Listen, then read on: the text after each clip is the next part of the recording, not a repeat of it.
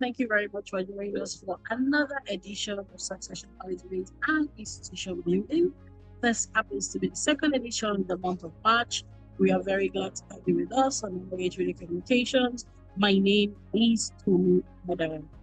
Now, last week we looked at the role of performance management as an institutional pillar in stimulating and guaranteeing innovation.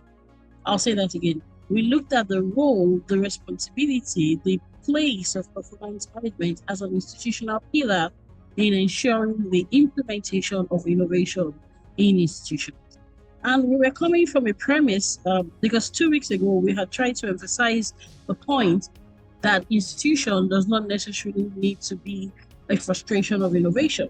Sometimes when we hear institutions, for instance, when people hear the word bureaucracy, it can tend to be associated with a negative expectation that innovation could be challenged because of institutions. Now, this is not necessarily accurate, right?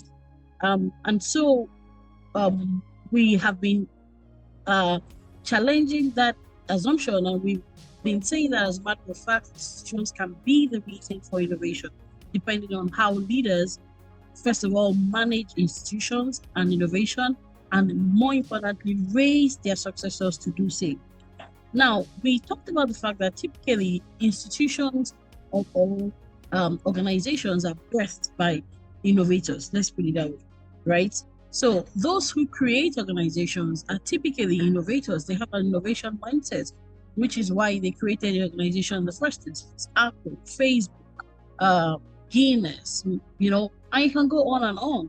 Almost every organization was created by an innovator, by an inventor. Now, when they birth the organizations, they then want to institutionalize the organization, right? That is, they want to ensure that the organization has staying power, right? That what they have built can outlast them. Guinness, for instance, about 250 years old. Maersk was created in April 1904, so they are going to be 120 years old this year, and so on and so forth, right? Even Microsoft is about 40 years old. Even the more recent organizations were created already decades ago, right? So when they establish these organizations, as they have an innovation mindset, they have an innovation attitude, which is why they were able to create in the first place. However, beyond creating, they want to establish, they want to institutionalize what they have created. So sometimes inventors could hand over organizations to those who have the mindset of institutionalization, which is what we've been talking about: succession management and institution building. We believe in institutions. We think it's important. When you build an institution, it goes beyond an individual, right? We don't believe in building things around individuals. We believe in institutionalizing things. And that's what we've been on about for a whole quarter: processes, policies, systems, structures. We've talked a whole lot about different things that can enable us to build an institution. However, we must not institutionalize out innovation. That's the point you're making. So much as you are a leader that wants to institutionalize what you created, right? Or much as you are a leadership team that wants to ensure that there is institutionalization, you must also be certain, you must also ascertain that your institutional processes are also enabling of rather than frustrating of innovation, right? So that was what we talked about 2 weeks ago. And then last week, we went to a very specific institutional pillar that can be used to guarantee innovation, that can be used to strengthen innovation, that can be used to support innovation. And that's performance management, right? Performance management is the process of setting goals, monitoring goals, and evaluating goals. And we said that the kind of performance management process that would ensure institutionalization is the one that is itself responsive to change, right?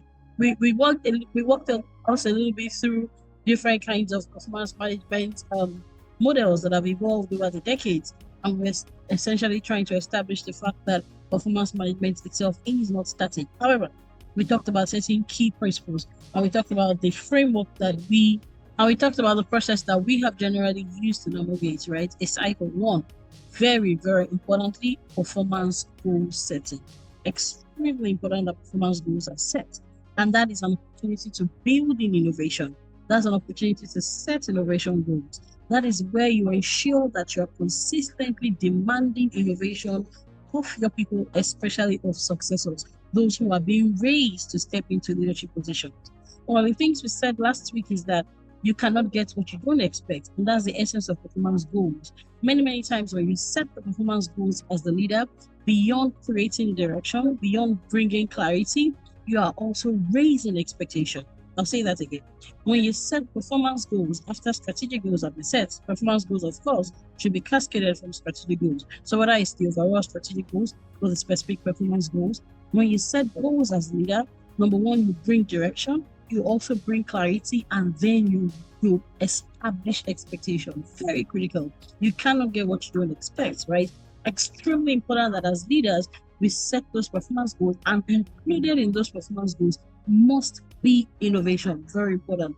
That is part of how you use performance management as an institutional pillar to guarantee innovation and to, establish and ensure that there is continuous innovation in the organization, that the spirit of innovation that bred the organization in the first instance continues to raise the organization and ensures that it remains responsive to market dynamics, right? Very, very important. We also talked about performance monitoring, and that was sort of the note on which we stopped. We talked about performance monitoring as being a very critical part of the performance framework, right? The performance management framework. Of course, there's performance goal setting, but after you've set the goals, then you must monitor the goals. Performance monitoring is extremely important. Without performance monitoring, you cannot ensure implementation of innovation goals. Performance monitoring ensures that you are demanding on a continuous basis an approximation of the goal set. I'll say that again. Performance monitoring ensures that you are demanding on a continuous basis the approximation of the goal set. So when you set goals, typically they are aspirational, right? If you set a goal that is very easy to achieve, something is wrong, right? Because there should be stretch goals. There should be goals that are stretching your people, that are causing them to grow, especially those that you are raising as successors. There shouldn't be goals that will be a walk in the park for them. There should be things that they are pushing themselves towards, right? But when you set those stretch goals for them, essentially what it does is that it demands that they grow. So you set those performance goals, they are stretch goals, and because they are stretch goals, it demands that your leaders grow, your successors grow, those who are doing for leadership grow. As a matter of fact, it should demand that everyone in the organization grows, but of course, particularly those that are being raised for succession. Now, performance monitoring is that bridge, so to say, between performance goal setting and its evaluation. Very, very important. So many times organizations have that tendency to focus on performance appraisals. We talked about that last week. But performance goal setting is the foundation. Before you talk about performance, what is very important is the goals are being set. We've talked a lot about performance goals, right? Now we want to talk about performance monitoring. How do you, first of all, as a leader, use performance monitoring to ensure the implementation of innovation goals? And then number two, how do you raise your successors to ensure that they are performance monitoring implementation goals to ensure that the goals get implemented? One of the things we said last week is that many times the goals that organizations set do not make it to the point of implementation. We've said this, we've seen this again and again in organizations, in Amogate, and we have said it severally. Now, if you ask us what we could as an estimate with what we have seen from audits we've carried out, many times we would say it can easily be only about 20% of goals that organizations set, including implementation goals, that make it to the point of implementation, right? Now, when there is performance monitoring, however, where you have established an effective performance management framework, first of all, at the level of policy, at the level of process, that's the institution part of it, right? When you create an institution and you put in place a performance management policy, first of all, which states your performance management philosophy, then you now translate it into a performance management framework and a performance management process that details how that framework will be implemented. The chances of your strategic goals, including your innovation goals, making it to the point of implementation, get increased. But there's a key purpose there. It is still not going to happen by itself. The policy, as beautiful as it is, as foundational as it is, as important as it is, as critical as it is not going to implement itself. You are going to need leaders to implement the performance management policy. You are going to need leaders to monitor the institutionalization of that performance management framework, right? Establishing it in, so to say, in written form is the beginning. Very important. You have to come together as leadership along with your successors to articulate what your succession management, what your performance management philosophy is, right? Pulling your successors along with the process. But having done that, you must now ensure the implementation of the framework, not just the performance goal setting, which we spoke about last week, but the performance monitoring to bridge the ideation implementation gap, to bridge the strategy performance gap, to bridge the gap between the articulation of the innovation goals and the actualization of the implementation of the innovation goals. Extremely important. So on one end is the articulation of the innovation goals, very, very important. The process of goal setting, like we said, brings direction, brings clarity, raises expectation, very important. Once you've done all of that, the bridge between the articulation of the implementation goals and the actualization of the implementation goals rests significantly on performance monitoring. So you as a leader must be skilled in the art of performance monitoring, number one. Then you must then raise your successors, because you're not going to be there forever. Remember, this is succession management and institution building. So you must also raise your successors to be skilled, to be apt, to be effective, to be even creative when necessary with the process of performance monitoring for the actualization of innovation goals. This is still Tolu Madara on Amoge Creative Communications, and today we are looking at performance monitoring for the purpose of innovation implementation, for the purpose of implementation of innovation goals. Again, all of this with the spirit of succession, all of this with a mind to raise successors in the art of this, right? It's not enough for you to be good in this as a leader today. You're not going to be there forever. You're supposed to ensure that your successors trained in the art of this. So let's talk about the process. There are three critical things we're going to talk about. The first thing is training, of course. Very, very important. Training. You need to train your people, especially the successors, in the process of performance monitoring. There are certain principles, and these are things we train on, by the way, in Amoge. We're happy to work with you. We're happy to train your organization, to train your leaders and train your successors, right? There is a process to performance monitoring, right? Now, there are two kinds of performance monitoring. One is periodic and one is continuous. The periodic can be akin to performance appraisals, right? So normally performance appraisals or performance evaluation, as some call it, could happen quarterly. Some do it twice a year. We highly recommend that it is done quarterly. Twice a year is too long, opinion. It's too far-fetched, in our opinion, right? So we usually recommend that at least once a quarter, you have those formal quarterly conversations, those formal performance appraisal conversations. However, between quarter one and quarter two must be performance monitoring. Right? Now, that performance monitoring itself, we are saying that it can be periodic and it can be continuous.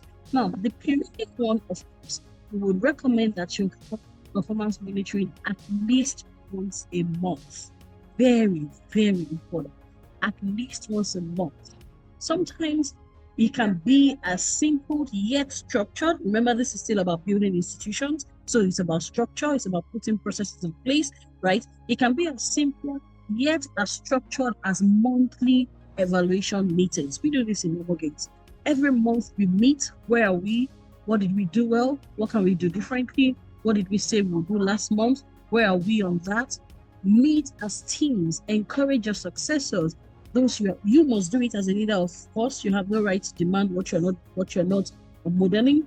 You must do it as a leader, and then you must also train your successors to have monthly meetings, not just for the sake of talk, but for the sake of monitoring performance goals. Remember, the performance goals must have been set. We spent a lot of time on that last week. That's why we're not talking about that, but we are still alluding to it. It's very important that you go back to the performance goals that have been set, and you factor in those performance goals and say, where are we in this performance goals? Where are we in the goal set, right? As a team, as a unit, and then also as individuals. So if you really, really break it down to the team level, it is likely that at that level, as a leader or as a leader in training, as a successor, you are very likely to be able to connect with individuals at the team level, right? Many times you would have discussed goals, performance goals for the team, for the unit, that will be broken down into individual responsibility. And during such monthly meetings, monthly review meetings, you should be able to ask each individual, where are we on the goal set? What are the challenges faced? Where do you need interventions? Where do you need support? And honestly, where do they need discipline if necessary? Where do you need coaching as well? We talk a lot about rewards and consequence management as part of performance management. That today is not the day for that. Is when you've done the performance goal setting and you've done the performance monitoring and then you've done the performance evaluation. It is also very, very important to do rewards and consequence management, because whatever you reward would get established, will get perpetuated, will become the culture of the organization, and whatever you fail to discipline will be perpetuated. So if there's any behavior, any outputs, any orientation that you do not want to see in the team, you must have the courage as well as the empathy to apply rewards and consequences. Today is not different. So let's come back to performance monitoring. So when you have those meetings, it's an excellent opportunity to have those reviews. It's an excellent opportunity to have the periodic performance monitoring, right? Those monthly meetings. We do it at a team level, we discuss it, we also give feedbacks on videos. Now, there must also be the continuous performance monitoring. Very, very important. Continuous performance monitoring for the implementation of innovation goals. Now, that usually should happen as much as possible on an individual level. And that typically would happen on an individual level. That's where you're now checking in as a team leader with each of your team members, right? And this is what you must do as a leader. And because you are doing it as a leader, you then have the right to demand it of your successors. You are modeling it to your successors. Remember, we are talking about training. And we've talked about leadership development. We've said that in previous episodes, that is not just about sending them to a class for training. It's a holistic process, it's a fun process. Of course, it includes formal training session, retreat, but it also includes a lot of coaching and mentoring, right? And this is all the areas in which you must be coaching them on a very individual level, if necessary, where you are coaching your successors, where they are seeing how you do performance monitoring for the implementation of innovation goals, for the actualization of those goals that are set. So there is periodic monitoring, performance monitoring, but there must also be the ongoing performance monitoring. And this is more likely to be on an individual level, where you are now meeting with each of your team members. Where are you on the goal set? This is not supposed to be on a monthly basis. If you ask me, it should be at least a weekly basis. That's what I'll say. At least a weekly basis. You must have those check-ins. Thank God for the internet. Thank God for in a way, for COVID. COVID has brought a much more hybrid work environment, a much more virtual work environment. There's so many ways. Even before the days of COVID, there a simple meal, a simple meeting, a simple Zoom conversation. There are so many ways to have these check-ins, but the more continuous level more performance monitoring should happen, if you ask me, at least once a week, and it should be more individual.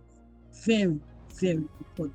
Remember, we are still looking at how to use institutions for innovation rather than have institutions frustrate innovation. It's our thesis, it's our theory on this program that institutions do not have to be the reason why there is no innovation. As a matter of fact, institutional pillars can and should be used to enhance innovation. And one of the specific institutional pillars we have been working with you on, we have been using to show how we can institutionalize innovation is performance management. Last week we talked about performance goal setting. We walked us through performance management framework, beginning with performance goal setting, and we said setting those performance goals and raising the expectation is a way to institutionalize innovation to start with, because you cannot get what you don't expect. But the moment you set innovation goals, you have already raised the bar and increased the likelihood that it would get implemented. So you must do it as a leader, and you must also reply to the successors. Today, we're looking at the second component in the performance management framework, and that is performance monitoring. We've talked about two levels of performance monitoring. The periodic performance monitoring, which can be structured as monthly meetings and can be done as team meetings, but we have also talked about the continuous performance monitoring, which cannot be neglected at all, right? And that we've suggested can happen at more individual levels, where you as a leader checking in with your to see where they are, and also modeling it to your successors and requiring it of them to ensure that there's continuous performance monitoring for the implementation of innovation goals. Well, let's go to performance evaluation now. Very, very important. Performance evaluation. So you've set performance goals, you've set the innovation performance goals. You have monitored on a periodic basis. You have also monitored on a continuous basis. What then do you do during performance evaluation? The truth is, it can be important to assign some metrics, right? It can be important to sort of grade performance. Now, be careful here, because you want to make sure that it's not grading for the sake of grading. And that's why we have emphasized performance monitoring a lot. As a matter of fact, by the time you sit down with your team members, with your employees, to give them that sort of grading feedback, so to say, right? When you assess a grade, when you assign a grade, it should come as no surprise to them if you have done a good job. If you have done a good job with the overall performance management process, the overall the final grade, the final metric you're assigning should not be a surprise to them. If they are surprised by what they get eventually, then to be honest, you have probably failed as a leader.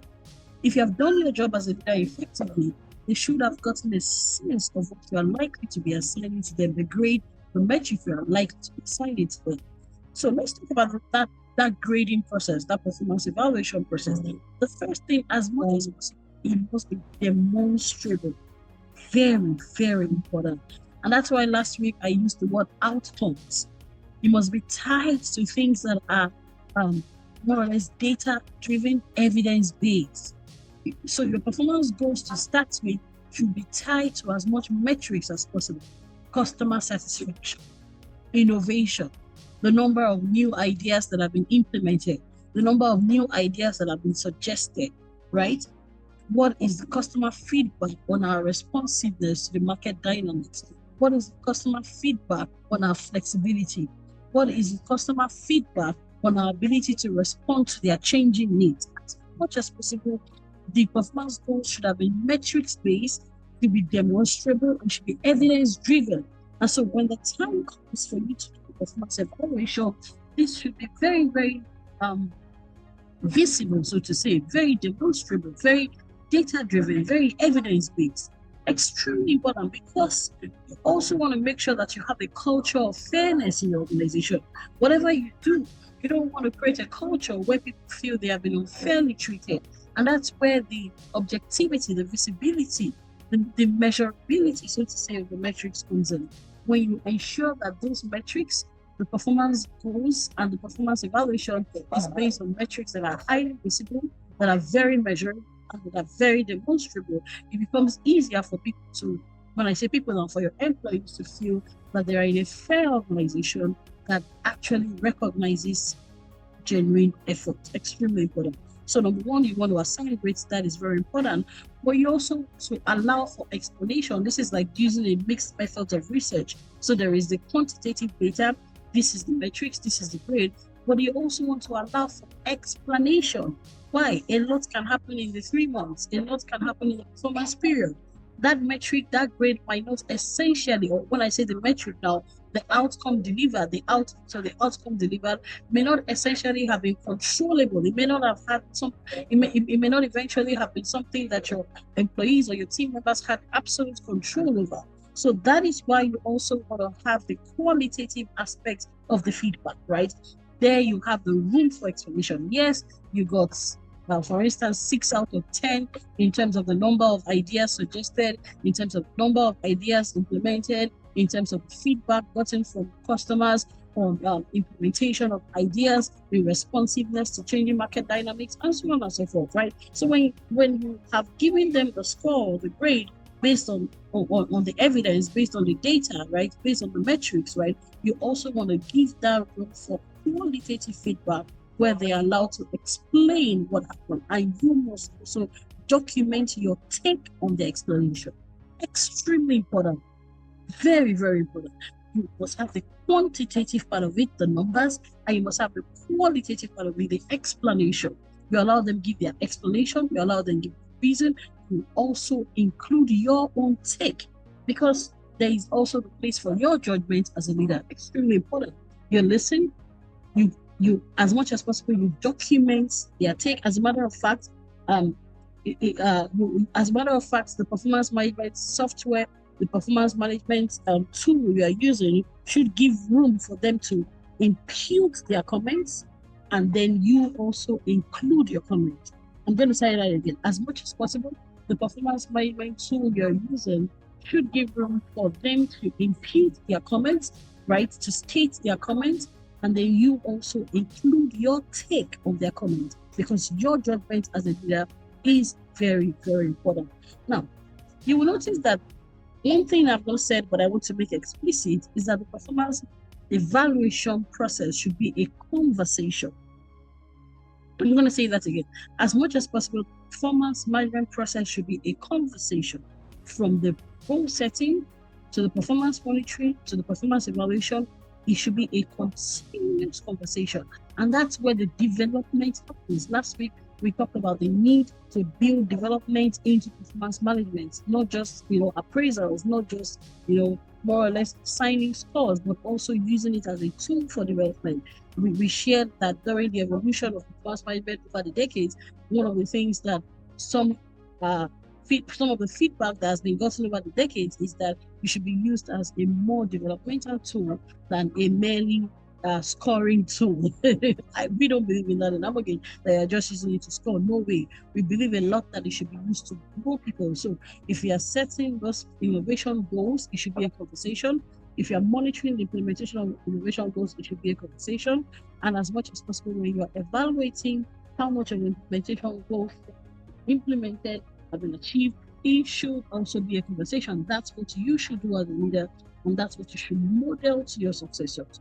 Extremely important. It's very, very important that you are showing them that process. You're showing your subordinates that this is how you are doing it. Very, very, very, very important, right? Well, we've talked a lot about implementation of performance goals, implementation of innovation goals being a panel.